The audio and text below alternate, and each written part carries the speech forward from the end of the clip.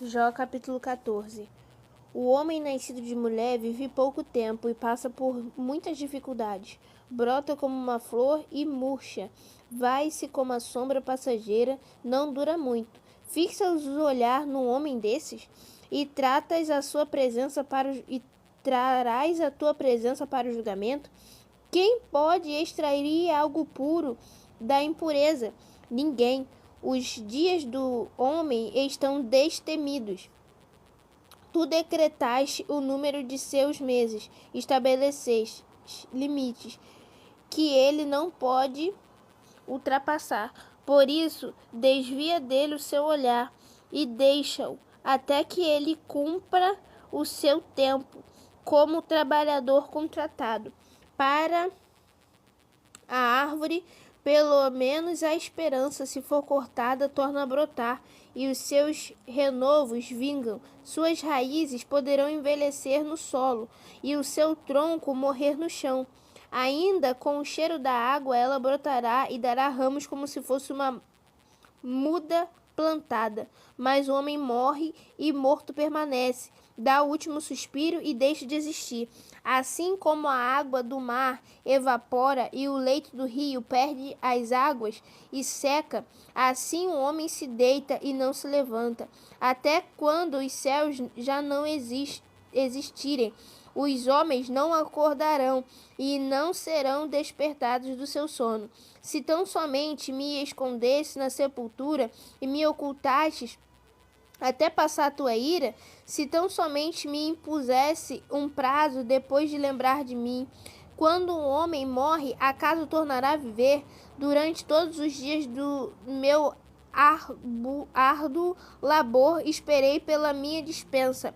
Chamarás e eu te responderei. Terás anelo pela criatura que as tuas mãos fizeram. Por certo, contarás então os meus passos, mas não tomaram conhecimento do meu pecado. Minhas faltas serão encerradas num saco, e tu esconderás a minha iniquidade. Mas assim como a montanha sofre erosão e se desmorona, a rocha muda de lugar, assim como a água desgasta as pedras e as torrentes arrastam a terra, assim destrói a esperança do homem. Tu subjugas uma vez por todas e ele se vai. Altera a sua fisionomia e mandas embora.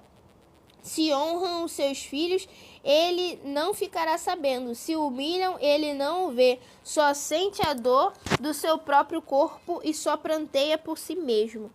Jó, capítulo 15. Então ele faz de Temã responde: Responderia o sábio com ideias vãs ou encheria o estômago com vento? Argumentaria com palavras inúteis, com um discurso sem valor, mas você sufoca a piedade e diminui a devoção a Deus. E o seu pecado motiva a sua boca. Você abandona a linguagem dos astutos, e a sua própria boca que o condena, não a minha. Os meus próprios lábios depõem contra você. Será que você foi o primeiro a nascer?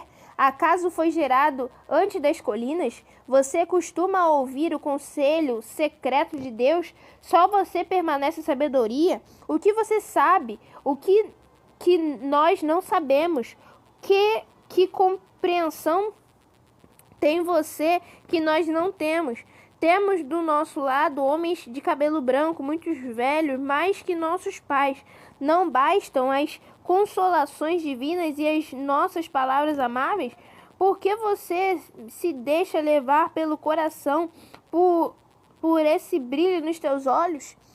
Pois contra Deus é que você dirige a sua ira. Despreza da sua boca essas palavras. Como um homem pode ser puro? Como pode ser justo quem nasce de mulher? Nem nós, seus santos, Deus confia. Se nem os céus são puros aos teus olhos, quanto menos o homem que é impuro e corrupto, que bebe iniquidade como água.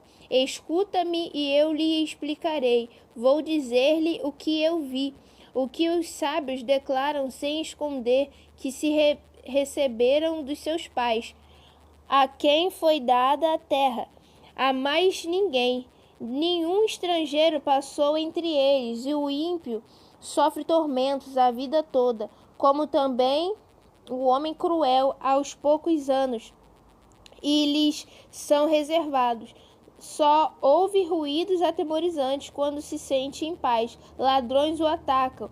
Não tem esperança de escapar das trevas. Sente-se destinado ao fio de espada. Fica perambulando e é comida para abutres. Sabe muito bem que logo virão sobre ele as trevas e afligirão, e a angústia o apavoram e o dominam como um rei pronto para atacar, porque agitou os punhos contra Deus e desafiou o Todo-Poderoso, afrontando-o com arrogância e com um escudo grosso, e resiste. Apesar de ter o rosto coberto de gordura e cinza estufada de carne, habitará em cidade prestes a arruinar-se, em casas inabitáveis, caindo aos pedaços.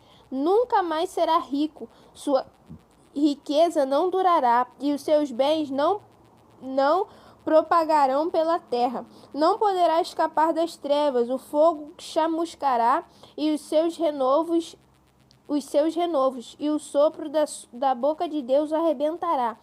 Que ele não se iluda em confiar no que não tem valor, pois nada receberá como compensação. Terá completa paga antes do tempo, e os seus ramos nada florescerão. Será como a vinha despojada de uvas verdes, como a oliveira que perdeu a sua floração, pois o companheirismo dos ímpios nada lhe trará, e o fogo devorará as tendas dos que gostam de subornar. Eles conhecem a maldade e dão luz à iniquidade, seu ventre gera engano. Jó capítulo 16. Então Jó respondeu: já ouvi muitas palavras como essa. Pobres consoladores são vocês todos. Esses discursos inúteis nunca terminarão? E vocês que leva a continuar discutindo? Quem eu poderia falar? Bem que eu poderia falar com vocês. Se eu tivesse em lugar, eu poderia condená-los em belos discursos e nomear a cabeça de vocês.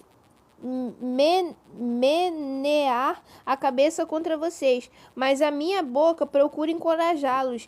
A consolação dos meus lábios eu lhe daria alívio. Contudo, se falo, a minha dor e não se alivia. Se me calo, ela não desaparece. Sem dúvida, ó Deus, tu me esgotaste as forças desde o fim de toda a minha família.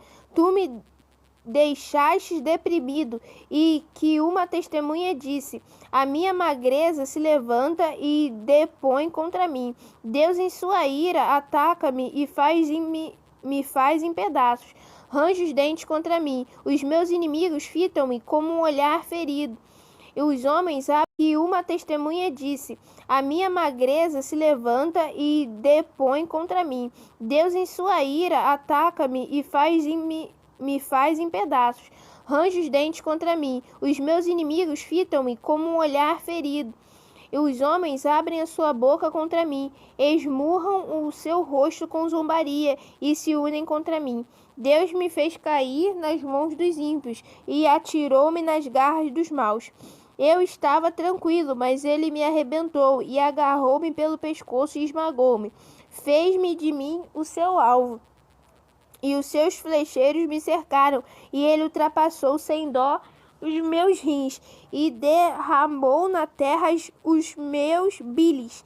Lança-se sobre mim outra vez, e ataca-me como guerreiro. Costurei vestes de lamento, sombra da minha pele, e enterrei-me a minha testa no pó. O meu rosto está rubro de tanto chorar, sombras densas circundam os meus olhos, apesar de não haver violência. As minhas mãos de ser pura a minha oração. Ó terra, não cubra o meu sangue, não haja lugar de repouso para o meu clamor. Saibam que agora mesmo a minha testemunha está nos céus, nas alturas está o meu advogado.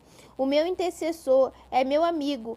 Quando diante de Deus correm lágrimas dos meus olhos, ele defende a causa causa do homem perante Deus, como quem defende a causa de um amigo.